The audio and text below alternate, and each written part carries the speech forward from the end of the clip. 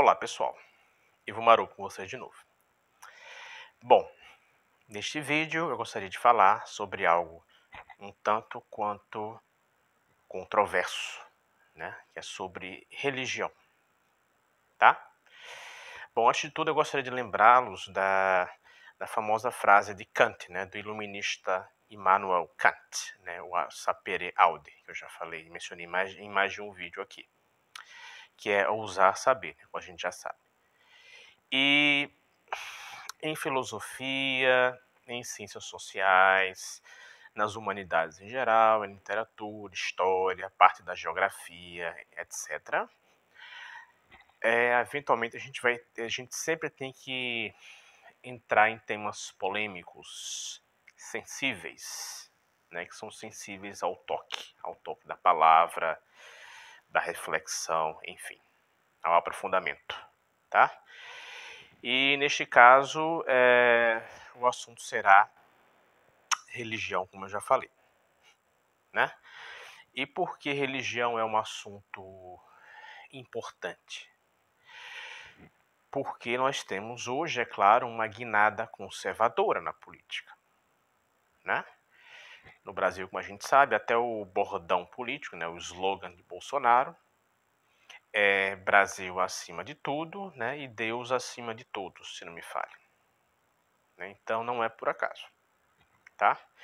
E claro que existe uma espécie de autoevidência para muita gente, né?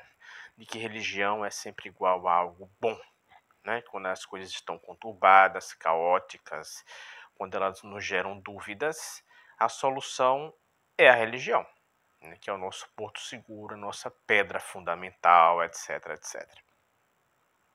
Né? Mas numa análise um pouco mais detida, mais aprofundada, a gente logo percebe que as coisas são um pouco mais complexas para variar, né?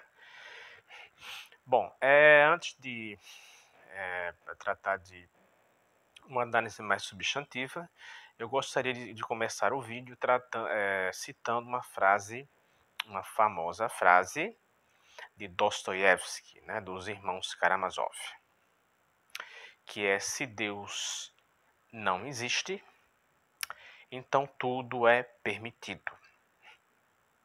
Né? E claro que essa frase logo nos desperta uma espécie de autoevidência, uma obviedade. É claro que ela é verdadeira. Né? Como ela não poderia sê-lo? É claro que ela é verdadeira. Né? Existe uma autoevidência que é logo despertada com a leitura desta frase, dessa declaração. Né? Mas o que a gente não sabe é que essa famosa frase de Dostoiévski, lá do Irmãos Karamazov, na famosa obra de Dostoiévski, é que existe uma contra-argumentação bastante conhecida também essa frase. Só que dessa vez de Jacques Lacan, onde ele vai dizer que se Deus não existe, então tudo é proibido. Bom, a gente pode querer logo esganar Lacan, né, querer refutá-lo de todas as formas, mas a gente tem que primeiro refletir sobre um fato fundamental, né, e se perguntar uma pergunta só: por que os países com IDH mais elevados são precisamente os menos religiosos? Tá, pessoal? Rigorosamente isso é verdade. Eu acho que não existe uma exceção sequer, tá? Mas é claro, você pode achar, e os Estados Unidos? Os Estados Unidos, se vocês não sabem, o índice de homicídio nos Estados Unidos gira ao redor de 5 para 100 mil pessoas. Da última vez que eu vi era 4,9, né? Vamos arredondar para 5 por 100 mil habitantes. Aí você pode pensar, mas qual é o problema? É muito pouco, né? É um país de primeiro mundo, uma potência né, super civilizada, mas existe um problema aí. Se você for para a Europa, a média costuma ser de 1 ou menos. Inclusive, não é incomum que países tenham 0,5 até 0,3, 0,4, né, homicídios por 100 mil habitantes. Ou seja, se a gente computar 0,5 por 100 mil em relação a 5 por 100 mil, a gente vai ter um índice 10 vezes maior, de 1000%, né, nos Estados Unidos, sobre os índices da Europa. Tá? E a gente sabe que a Europa, em média, né, costuma ser menos religiosa, bem menos religiosa do que os Estados Unidos. Eles não chamam ateísmo, eles chamam de irreligiosidade, é mais comum. Né?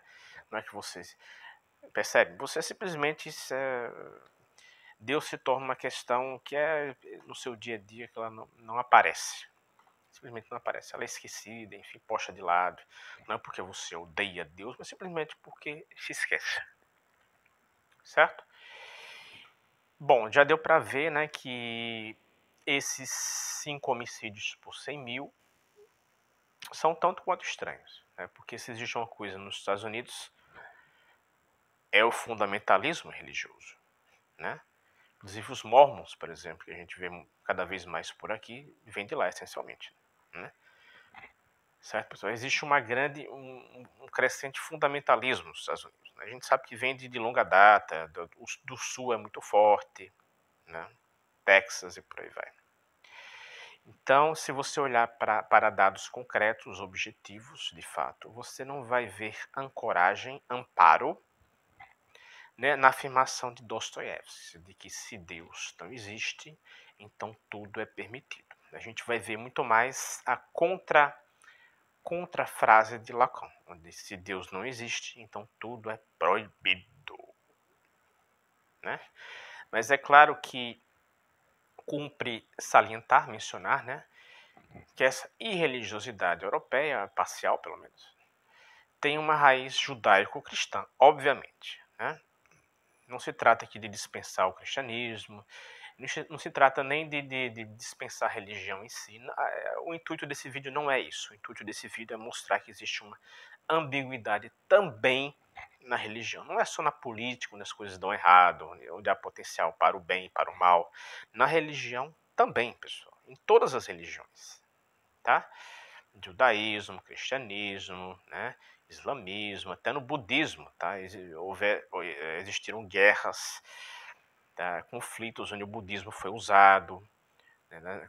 na sua concepção de que o eu não existe, é ilusório, de modo a facilitar que você enfie a faca ou a espada no seu inimigo. O budismo já foi usado para fins bélicos, beligerantes, de conflito, enfim, até mesmo o budismo, tá? Que é a religião da paz, enfim, monges meditando, como é que isso poderia ser violento, mas é também. Então a gente acha violência e atos questionáveis em todas as religiões, é só procurar. Tá? Claro, a gente acha coisas muito boas, mas também acha coisas bastante questionáveis. Tá? Então, esse vídeo é para alertá-los quanto a isso. Tá? Um retorno à religião não é necessariamente um retorno à ordem, ao desenvolvimento social, à igualdade, à ausência de violência, de corrupção. Tá? Muitas vezes é o contrário. E por quê? Porque se você se considera um religioso, e se você acha que ouve a voz de Deus, se você acha que se comunica com Deus, tem acesso de alguma forma, ainda que somente intuitiva, aos desígnios divinos, que Deus conversa com você, né? Que seria a abordagem mais fundamentalista, você obviamente está dando uma brecha para onde tudo é permitido. Né? Porque quem é que vai se contrapor a você, né? Se Deus é por nós e tudo mais? Tudo posso naquele que me fortalece, percebe? A religião não fecha as portas para a contravenção, né? Muitas vezes ela abre a porta, porque, como diz a piada, né, o católico pode fazer basicamente tudo, contanto que ele se confesse no fim de semana, na missa dominical, enfim, e o protestante também, contanto que ele se senta ao menos um pouquinho culpado. Então existe essa, sabe, você peca, depois se redime, aí reseta, volta de novo, peca, reseta, volta de novo. Então a religião tem esse potencial prodigioso também, né, de redimi-lo dos seus pecados, a remissão dos seus pecados, percebe? Percebem? Então, a religião tem essa ambiguidade, ela proporcionou coisas maravilhosas, ainda proporciona coisas maravilhosas, tem potenciais progressistas maravilhosos em religião, até mesmo no islamismo você acha isso, tá? O islamismo não é só fundamentalismo antidemocrático, eles tiveram a primavera árabe deles também, por exemplo, tá? Existe feminismo árabe, por exemplo, certo? Dentro do islamismo também. Então a gente deve ter muito cuidado aqui, né? Quando vai apontar dedos, é isso, é aquilo outro, ruim, bom, tá? Tem que ter muito cuidado. Não é tão simples assim, né? Então, retornando a Lacan, a gente vê que há muito mais verdade na sua contra-argumentação, na sua contra-frase, digamos assim, em relação a de Dostoiévski, de que se Deus não existe, então tudo é permitido, né? Do que se pode imaginar, né? Inclusive, é muito comum você achar criminosos, né, em presídios, entoando cânticos, mencionando salmos, com a Bíblia na mão, e ele sempre tem aquela famosa frase, né? Só Deus pode me julgar. Então eu tenho minha vida e você tem esse perpétuo álibi falso, como diria Beauvoir, Simone de Beauvoir, né, que foi a esposa de Sartre, etc. E a gente tem cuidado, a gente tem que ter cuidado, né, com o que a gente fala sobre religião, com a irreligiosidade, né, mas deixando muito claro nesse vídeo que não se trata de apoiar a irreligiosidade, o ateísmo ou pró-religião. Esse vídeo serve apenas para demonstrar que as coisas são mais complexas, não é para condenar X e absolver Y ou Z, tá, pessoal? O intuito desse vídeo não é condenar X e absolver Y ou Z. Não é isso. É mostrar que as coisas são mais complexas do que elas parecem. Tá?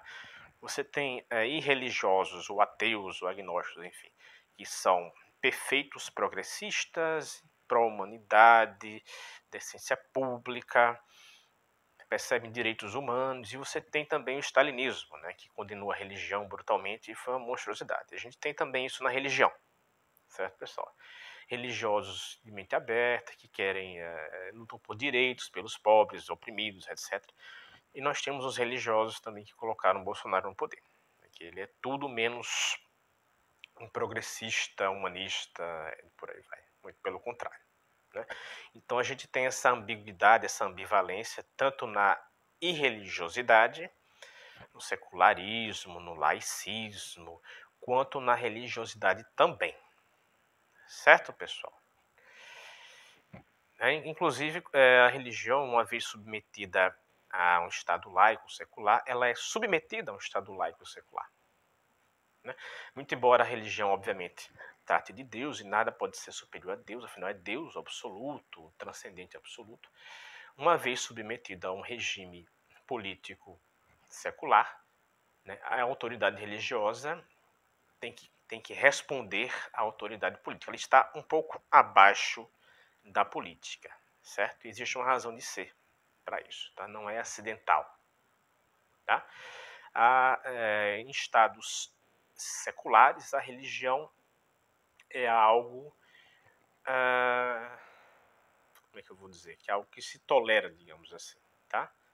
Sempre existe algo de extra, de exterior, de fora, numa atividade religiosa realmente focada, né, que beira o fundamentalismo em relação ao Estado laico ou secular. Tá? A religiosidade fervorosa sempre aparece como algo que com uma, percebe, com uma característica individual própria que se tolera, tá? Porque o religioso está submetido ao secular, uma sociedade secular, tá, pessoal?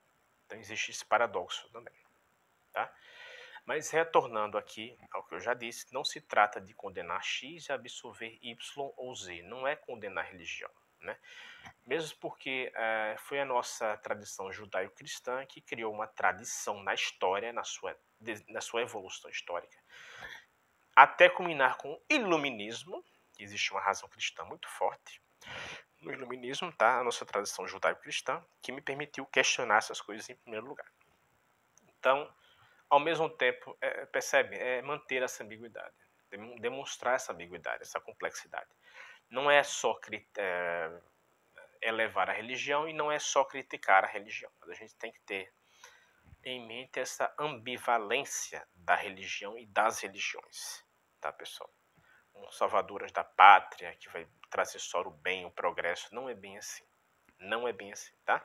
A gente tem religiosos progressistas e religiosos bastante retrógrados, fundamentalistas, e o mesmo acontece também entre religiosos, ateístas, ateus, e por aí vai.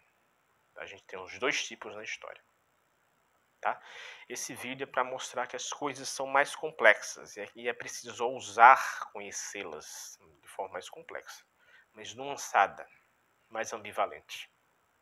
Tá, pessoal? Então, este vídeo é para isso. Né? Inclusive, a religião tem sido usada porque a gente vive numa era dita pós-política, pós-ideológica, de pós-verdade, né? Todos os pós que você imaginar, pós-moderna, pós-estruturalista, uma coleção de pós é vasta, tá, pessoal? Mas ainda assim, a gente vê cada vez mais a religião como uma espécie de abrigo político, né? A política se esvai, de certa forma, na era da pós-política, como diz, da pós-ideologia, e ela se transmuta, ela transmigra cada vez mais para a religião, onde tudo é permitido, todos os excessos, né?